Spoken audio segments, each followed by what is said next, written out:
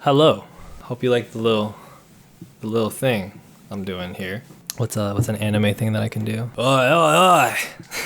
I'll never get my dignity back for that. If you're watching this video, you're probably online a bit too much, and that probably makes you a little bit nervous to some degree. After all, we're always talking on this channel about how misinformation seems to spread online like wildfire. As it turns out, misinformation is being spread on TikTok. Can you believe it? Maybe we should go back to the times where being physically strong was the most important thing, which was never really a thing. But either way, because a lot of the time when people talk about things like that, they're wrong. And this doesn't really check out. A lot of TikToks and a lot of comments are using it the wrong way. It's false. No way.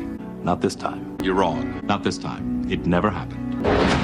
But it's not just misinformation, is it? It's the seeming refusal to be media literate at all, to read articles before sharing them, to figure out whether or not they're clearly fake or not. It's the feeling that reading comprehension and overall common sense on these websites are piss poor. A common reaction to this is to say that it's because the education system is going down the toilet in insert country here. For example, in my birthplace, there are indeed some troubling statistics. The US experiences a daunting 40% college dropout rate every year, and average scores between 2020 and 2022 in math and reading fell by a level not seen in decades. The thing is, this topic, this opinion that education is going down the drain with those kinds of indicators used to substantiate it, is extremely popular as a window for right-wing reactionary talking points. If you Google search US school system failing, you're going to be greeted with a lot of interesting op-eds from interesting publications, blaming labor unions and saying that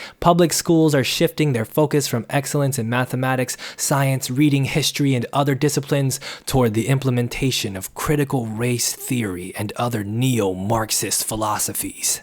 Cool. Of course, someone like me who's actually worked in schools will probably tell you that not only are critical race theory and Marxism barely taught at all save for a couple of college courses, but that even if they were, students wouldn't give half a shit anyway. The reality has long been that students hate school and don't pay attention beyond trying to get good grades, if even that. What this ironically helps reveal is that aside from the fact that anti-vax movements and transphobia and other big misinformation movements online are headed by grown-ass adults, is the fact that education has clearly been bad for a long time. Young people don't need to be told that they don't know anything and that the school is failing them from people who still think Dr. Phil is an actual doctor. I'm sorry, Dr. Phil. It's a good program, but damn. What social media should reveal to us is that the school system has actually never been good enough. Not for us, not for our parents or our grandparents. The more we understand about our school system, the more we realize how little it actually does to help us learn and how crucial it is that we begin to rethink education as a whole. We need to push for upcoming generations to experience education that is self-directed and critically conscious. More on this after the break. Dr. Naomi Fisher's 2021 book, Changing Our Minds: How Children Can Take Control of Their Own Learning, puts forth a case for something called self-directed learning. Fisher, a practicing clinical psychologist, analyzes how compulsory education as constructed is insufficient and does little to provide the type of positive educational outcomes it boasts of, but continues in great part because we've normalized it and have attached ourselves to it. Fisher writes, most of us cannot imagine how a child can become educated if they don't go to school. This means that when a child is not thriving at school, we don't really consider alternatives. We try different schools or more support at school. We take the child to be assessed for the disorders and pay for therapists, all in the hope that we can get the help they need to get them through school. Leaving the school system altogether is usually portrayed as a disaster. It's called dropping out, and nothing good comes of that. Because of this labeling and typecasting that school essentially forces onto children, Fisher argues that the school system, often hailed as something that can level the playing field for students of all backgrounds, actually furthers inequities. Schools, in fact, exacerbate the inequalities which are already present. This is because they constantly compare children against each other, and the children know this. Those who do best get access to more interesting opportunities and are given awards. They are told that they are gifted and talented. Those who don't do so well are doomed to spend their time repeating the material they didn't learn the first time round, becoming disengaged and miserable in the process. They are told they have learning difficulties or special educational needs. These groups are associated with socioeconomic status. Richer children are more likely to do well, while poorer children do less well. Reading Changing Our Minds is basically like listening to a trained professional tell you that everything you've been feeling since childhood is valid. Because we all know the pressures and the competitions that we've suffered through in the school system seemingly for no gain, being told that we're one of the smart kids or that we're not one of the smart kids, and our ambitions and social habits being dictated to us as a result. What a great thing to tell a child from 8 years old that they are this type of person and that they'll never be on the other side unless they drastically change who they are. O-B-I, and Bingo was his name, oh. Added extra clap. Not college material. And these things influence how we see ourselves for the rest of our lives, including our relationship to authority and our relationship to our own brain. Brains? Our own brains? Yeah. A great deal of this is apparent in the realm of standardized testing. We've normalized the system where students take tests across the country according to how old they are and then rank them based on how well they do, which subsequently apparently determines how well they'll do for the rest of their lives in school and in work. It's no wonder we grow up to have such unhealthy relationships with competition and with learning things, with any process of learning that we undergo being shadowed with thoughts that we should be doing better because this person's doing better, or why are we doing good when we're not trying, and da-da-da. And this in turn creates an anxious and counterintuitive school experience for children. One thing is certain. Test results are used to limit children's opportunities because they are inherently competitive. The whole point of a test is to compare and contrast. If everyone does well in a test, then it's not a useful test. Someone has to be the loser.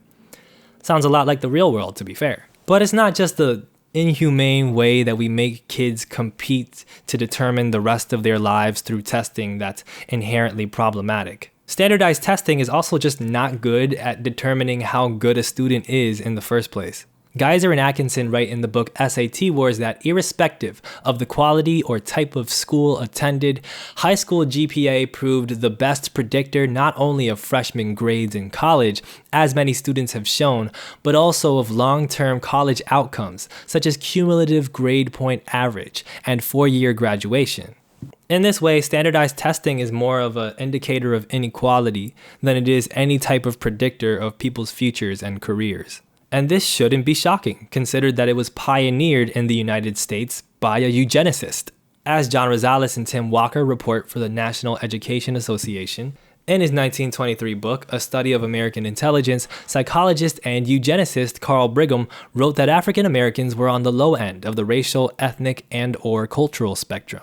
Testing, he believed, showed the superiority of the Nordic race group, whatever that is, and warned of the promiscuous intermingling of new immigrants in the American gene pool. Furthermore, the education system, he argued, was in decline and will proceed with an accelerating rate as the racial mixture becomes even more and more extensive.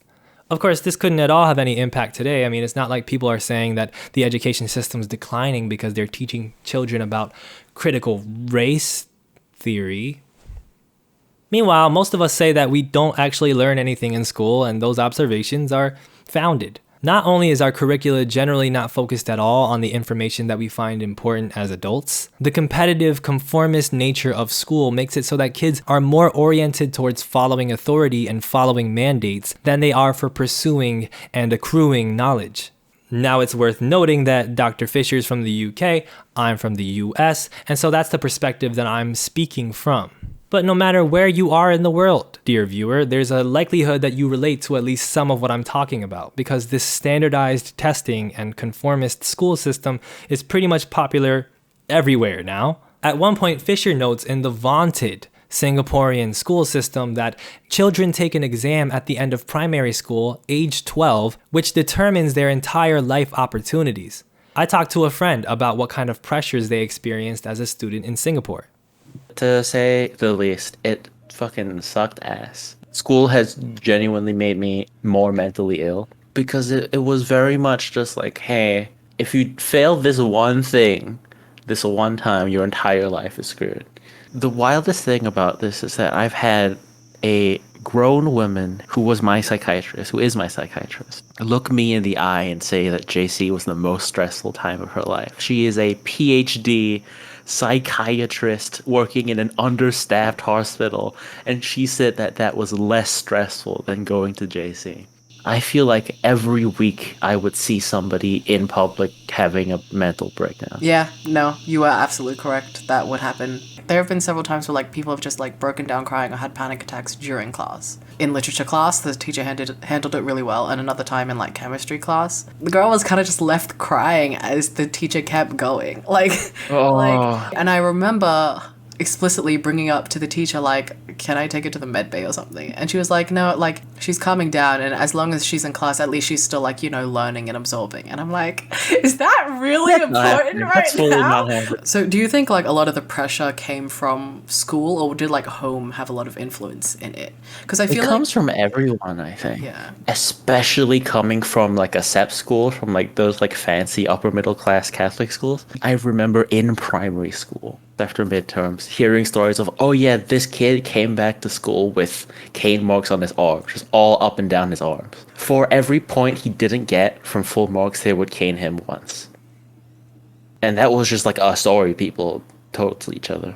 Not like a thing to bring up to the authorities or like... No, I think I lucked out in my secondary school where a lot of my teachers were really good and like really kind and supportive. You know, like when I was in primary school and I think even up to secondary school, public canings were still a thing. Yeah.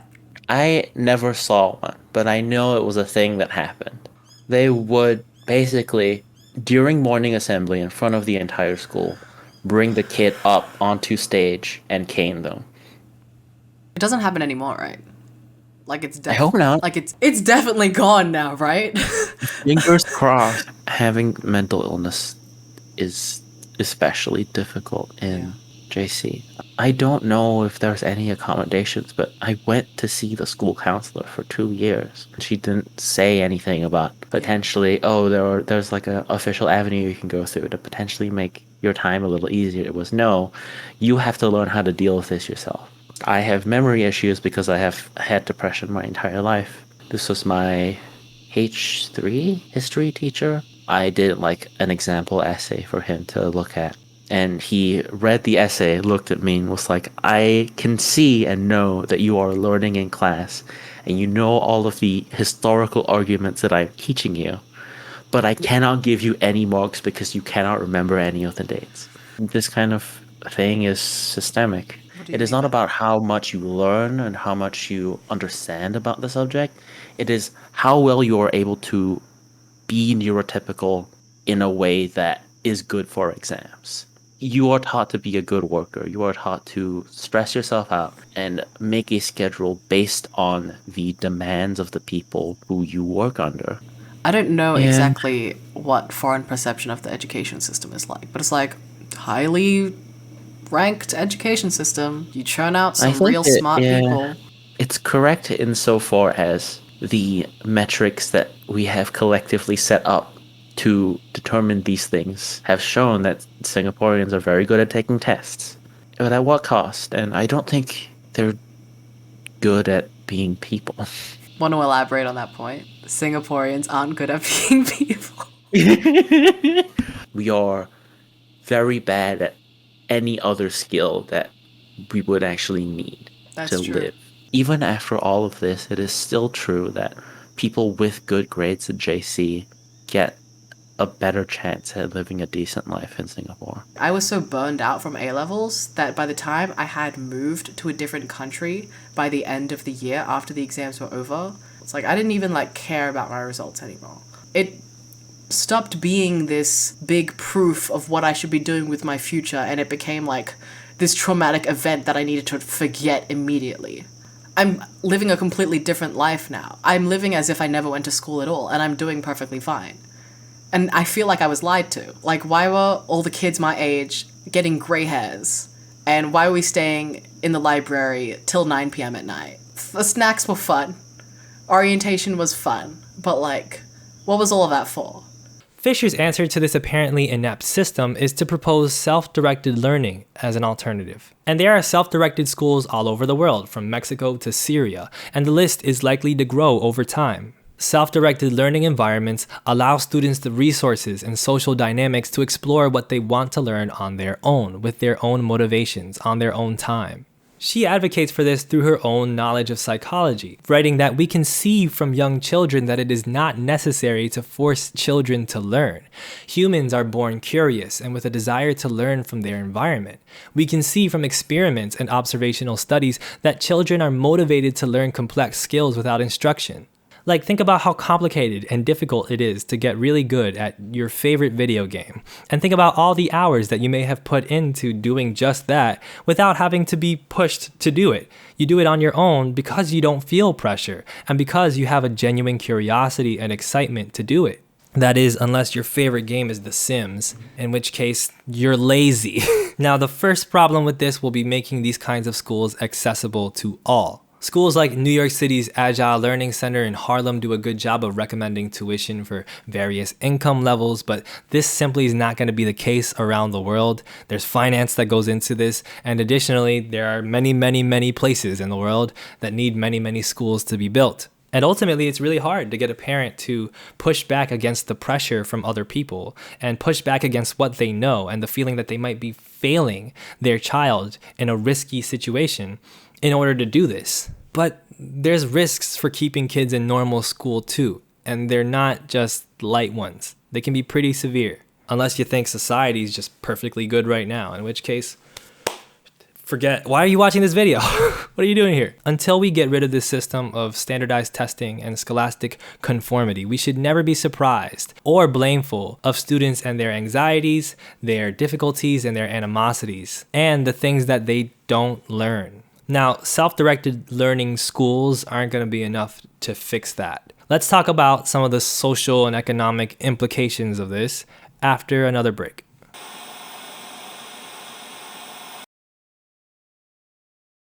Thanks for watching the breaks. It helps me a lot with the channel. So self-directed learning is never going to be the end-all be-all, especially with the way things are currently constructed. And it's not just enough to say school sucks, just take the kids out, have them learn on their own in the forest. Because ultimately we don't truly do anything, let alone learn on our own. Our learning and our socialization are very heavily influenced by the situations we grew up in, including the social and economic conditions of our lives. Now, the modern day origins of compulsory education date back to 16th century Prussia. In 1524, Martin Luther wrote a big thing recommending it, and it wasn't until 2 centuries later where a modern, standardized compulsory education system was passed in Prussia. This called for children to be educated from ages 5 to 13 or 14, with the primary purpose of having them learn Christianity and basic literacy.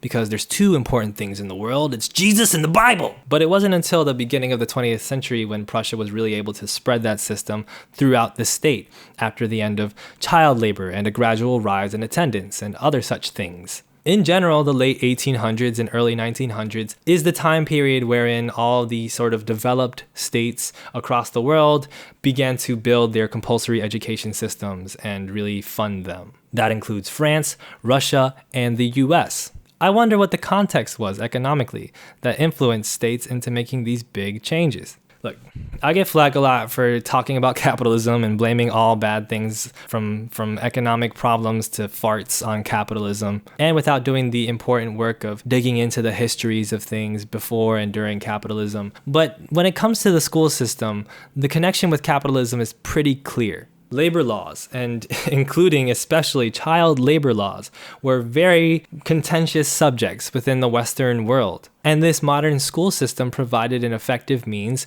for keeping kids somewhere, if it's not the workplace, and having them train in an efficient and streamlined and conformist way so that they could be effective once they graduated at the ages of 14 or 16 or whatever. The idea of adolescence has changed a lot because it turns out that capitalists really liked making kids work because they couldn't really do much and they usually did what they were told. So that had to change a lot over time. And the school system sort of comes in to fill the gaps. These systems were constructed with economic and social goals, with state development goals. So schools were never going to teach students the information that made them rebel, that made them question the state that they lived in and tried to do something about it, whether that made kids smarter or not.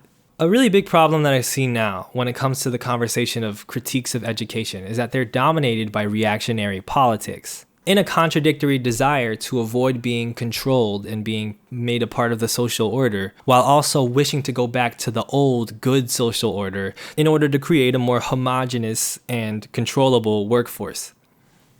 Because that's what it did, you know? And you reconcile this contradiction by manipulating class struggle and manipulating miseducation. A person can valorize the standardized test scores a country receives and the school system that it enforces, while simultaneously being nonconformist and being against the way that school teaches, even hating the school system, because both can be neatly blamed on the elites and the elites' desire to make kids learn about racism. The ideology, like any ideology that's very popular, doesn't have to be consistent. It doesn't have to be super coherent.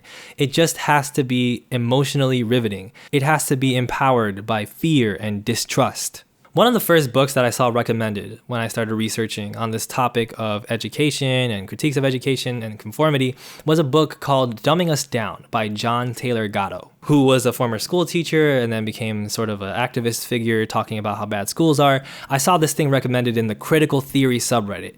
I was expecting some at least kind of lefty, critical consciousness conversations about school. So I was taken aback when I saw that audiobooks were made available for this book on YouTube, but only from channels like these, which also post videos about the gay agenda.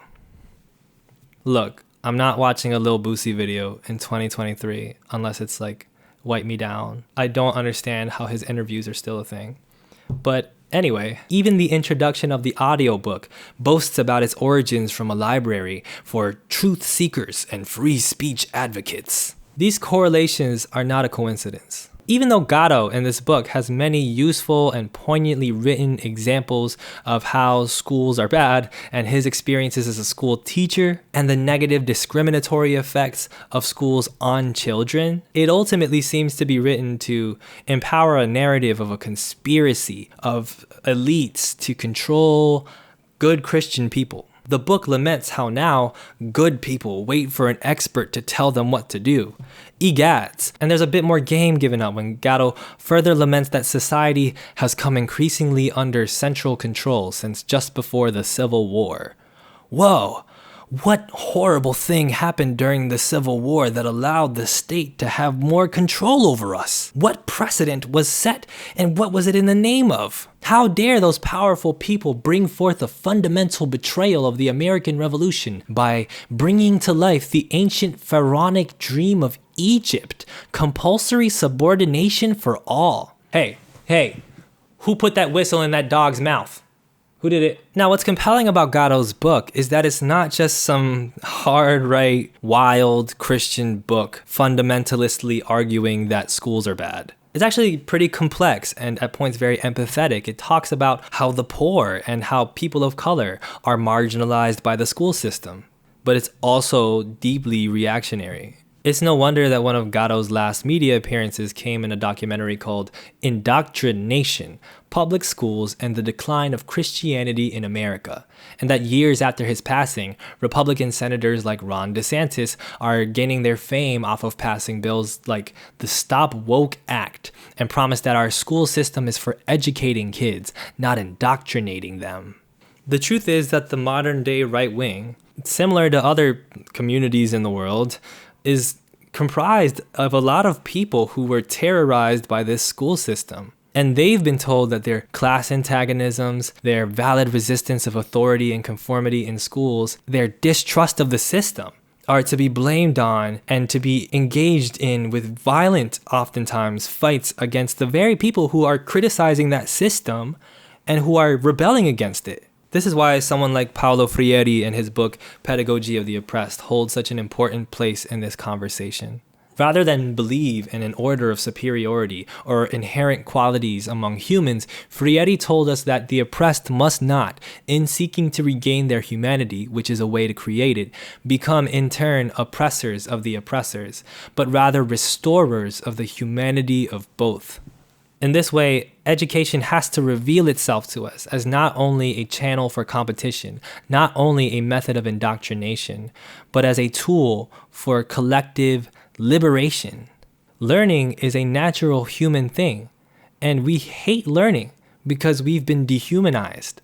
And if this system that names itself after this human tendency, that claims to give us this beautiful thing of learning, is actually this tool that makes us resistant towards education in the first place, to the point we'd rather accept and spread misinformation and fight over it, rather than learn enjoyably and peacefully in communities, then it's probably not doing a very good job of the thing it's supposed to do. And maybe that's the point.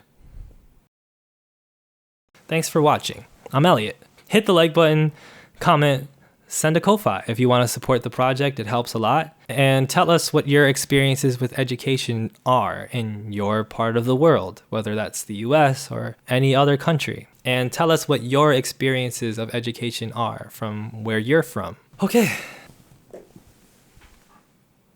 Woo!